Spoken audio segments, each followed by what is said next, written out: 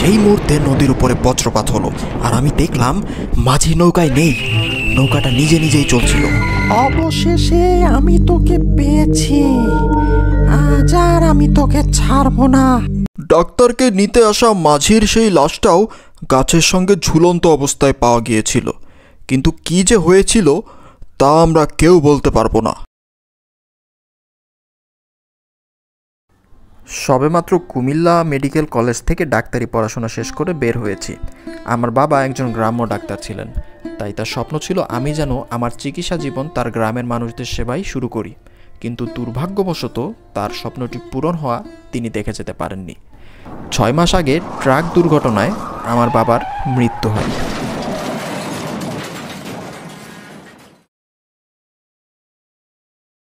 আমি ভাবলাম শহরের এই উজ্জ্বল ভবিষ্যৎ আমার জন্য নয়, আমার উচিত বাবার একমাত্র ছেলে হিসেবে তার স্বপ্ন পূরণ করা। যেই ভাবা সেই কাজ। পরের দিন সকালেই আমি আমার গ্রামের উদ্দেশ্যে রওনা দিই। গ্রামে আমার বাবার নিজস্ব চিকিৎসালয় ছিল, আমি আমার চিকিৎসা সেবা সেখান থেকে শুরু করি।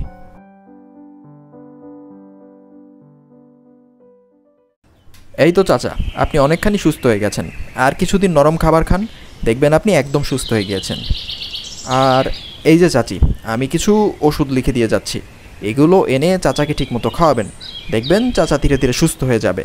আর কোনো দরকার পড়লে আমাকে জানাতে ভুলবেন না কিন্তু। তোমারে যে কি বলে ধন্যবাদ জানাবো বুঝতে পারতেছি না। আজ তুমি সময় মতো না এলে অনেক বড় ক্ষতি হয়ে যেত। এভাবেই কিছুদিনের মধ্যে আমার নাম ডাক আমার গ্রামের মানুষ ছাড়াও আশেপাশের বিভিন্ন গ্রামের মানুষের মধ্যে ছড়িয়ে পড়তে শুরু করলো। এক বর্ষার সন্ধ্যায় মুষলধারে বৃষ্টি হচ্ছিল, সেই সাথে প্রচণ্ড বজ্রপাতও হচ্ছিল, চারদিকে ঠান্ডা বাতাস বইছিল। সেদিন আমার চিকিৎসালয়ে এত বেশি রোগী ছিল যে সারাদিন কাজ শেষে আমি বেশ ক্লান্ত হয়ে গেছিলাম, তাই বিছানায় পিঠ লাগাতেই আমার 2 চোখ জুড়িয়ে গেল।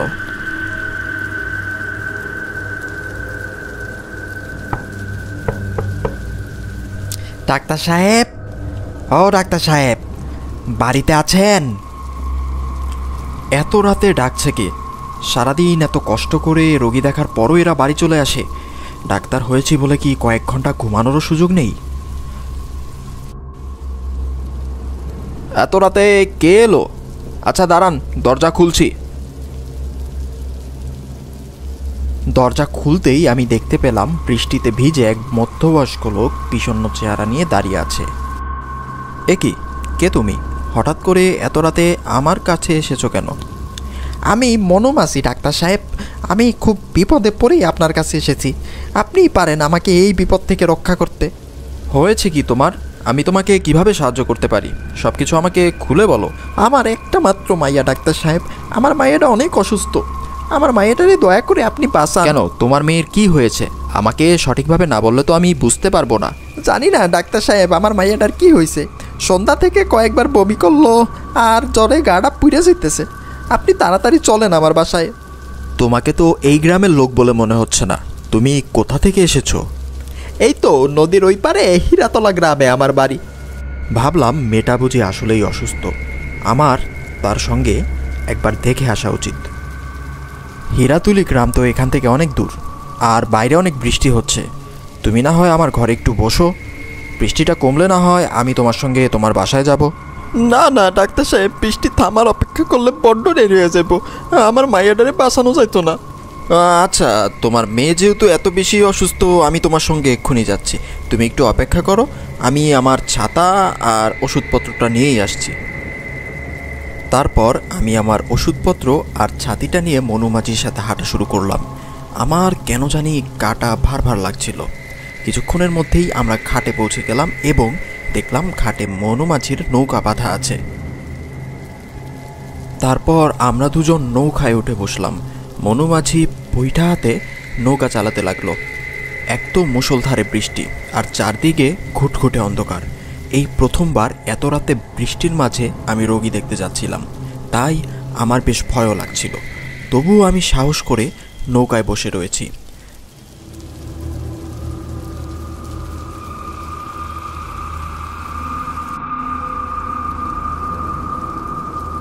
কিছুক্ষণ পর বৃষ্টি কিছুটা থেমে আসে, আকাশও হালকা হালকা পরিষ্কার হতে শুরু করে। কিন্তু বৃষ্টি থামার পর আমি খেয়াল করলাম নৌকা হীরাতলা গ্রামের দিকে যাচ্ছে না, কারণ আমি হীরাতলা গ্রামে যাওয়ার পথটা ভালো করেই চিনি। নৌকাটা ধীরে ধীরে মাঝ নদীর দিকে এগিয়ে যাচ্ছিল। এ কি মনু মাঝি, এটা তো হীরাতুলি যাওয়ার পথ নয়, তুমি আমাকে কোথায় নিয়ে যাচ্ছ? মনু মাঝি কোনো কথাই বলল না, চুপ করে রইল। এবার আমার কেমন যেন একটা সন্দেহ হতে শুরু করলো। এ কি মনু মাঝি, তুমি কি পেয়েছো আমাকে? তোমাকে এতগুলো প্রশ্ন করছি, প্রশ্নের উত্তর দিচ্ছ না কেন? সেই মুহূর্তে নদীর উপরে বজ্রপাত হলো, আর আমি দেখলাম মাঝি নৌকায় নেই, নৌকাটা নিজে নিজেই চলছিল। মনু মাঝি, ও মনু মাঝি, কোথায় গেলে তুমি? আরে কি সর্বনাশের কাণ্ড, লোকটা চোখের সামনে কোথাও উদয় হয়ে গেল। মাঝ নদীতে যখন আমি একা, আমি অনেক ভয় পেয়ে গিয়েছিলাম। আশেপাশে কোনো মানুষ নেই। এখন আমি চিৎকার করলেও আমার চিৎকারের শব্দ কেউ শুনতে পারবে না, সাহায্য করা তো দূরের কথা। ঠিক সেই মুহূর্তেই আমি বিশাল জোরে অট্টহাসির শব্দ শুনতে পেলাম। অবশেষে আমি তোকে পেয়েছি, আজ আর আমি তোকে ছাড়বো না। কে কে তুমি? সামনে এসো। ঠিক তখনই আরেকটা বিদ্যুৎ ঝলকানিতে নৌকার উপরে এসে যা পড়ল, তাতে আমার চক্ষু ছানা ভরা। বৈঠাটা টানছে কে? এই দৃশ্য দেখে আমার পুরো শরীর ঘামতে শুরু করলো। মনে হচ্ছিল এই বুঝে আমি মূর্ছা যাব। কে কে তুমি? আমার কাছে কি চাও? আর মনু মাঝির সাথে কি করেছো? আমি মনু মাঝি, বহুদিন পর আমি আমার মনের আশা পূরণ করব। তোকে তোকে মেরেই আমি আমার মেয়ে হত্যার প্রতিশোধ নেব। এসব কথা শুনে আমার হৃদস্পন্দন আরো দ্বিগুণ হয়ে গেল। তো তুমি এসব কি বলছো? আমি তোমার মেয়েকে মেরেছি? আমি তো জীবনে কারো কোনো ক্ষতি করিনি। তুই না করলে কি হবে?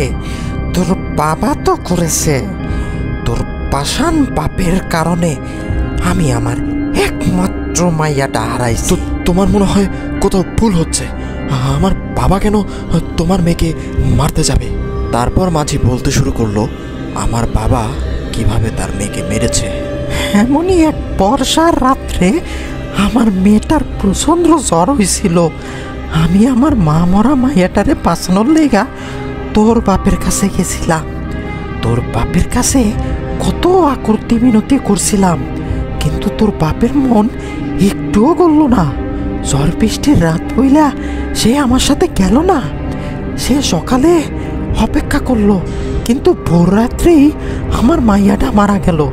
সেদিন কত তোর বাপরে কইছিলাম, তোর বাপ যদি আমার সাথে যাইতো আমার মাইয়াটারে বাঁচাইতে পারতাম। তোর বাপ একজন খুনি। আমার বাবা তো কবেই মারা গিয়েছে। এখানে আমার কি দোষ? আমি তো কিছু করিনি। তুমি আমাকে দয়া করে ছেড়ে দাও। না না, আমি তোকে ছাড়বো না। তোর বাপকে তো আমি সুযোগ মতো পাইনি। আজ তোকে মেরেই আমি আমার মেয়ে হত্যার প্রতিশোধ নেব। বাঁচাও, বাঁচাও, কে কোথায় আছো? বাঁচাও আমাকে। কেউ তোরে সাহায্য করতে আসবো না। আজ আমি নিজ হাতে তোরে মারব। তারপর মনু মাঝি তার ভয়ঙ্কর রূপ নিয়ে আমার দিকে এগিয়ে এসে আমার গলা চেপে ধরল। আমার প্রায় শ্বাস বন্ধ হয়ে আসছিল। হ্যাঁ, ঠিক তখনই মাঝ নদীতে মনে হচ্ছে কেউ চিৎকার করছে। কে রে? কে ওখানে? মানুষের শব্দ শুনেই মনু মাঝি আমাকে জোরে ধাক্কা দিয়ে নদীতে ফেলে দেয়। আমার সারা শরীর শক্ত হয়েছিল। আমি ঠিকমতো সাঁতারও কাটতে পারছিলাম না। আমার মনে হচ্ছিল এক্ষুনি দম বন্ধ হয়ে মারা যাব। সেই মাঝিটি দ্রুত নৌকা চালিয়ে আমার দিকে এগিয়ে এলো। আমাকে দেখা মাত্রই সে আমাকে চিনতে পারল। এ কি, এ যে ডাক্তারবাবু! ডাক্তারবাবু, উঠে আসুন আমার নৌকায়। তারপর আমি ওই মাঝির সাহায্যে তার নৌকায় উঠে বসলাম। এই ঝড় বৃষ্টির মধ্যে আপনি মাঝ নদীতে কিভাবে এলেন? আর একটু হলেই তো আপনি ডুবে মরে যেতেন। আমি কিছুটা শান্ত হয়ে মাঝিকে সব ঘটনা খুলে বললাম। মনু মাঝি তো 2 বছর আগেই মারা গিয়েছে। তার মেয়েটা সময় মতো চিকিৎসা না পাওয়ায় মারা গেছিল।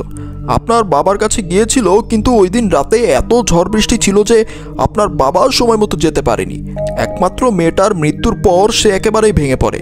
সে নিজেকে সামলাতে পারেনি। মেয়েটার মৃত্যুর দুদিন পরেই সে আত্মহত্যা করে।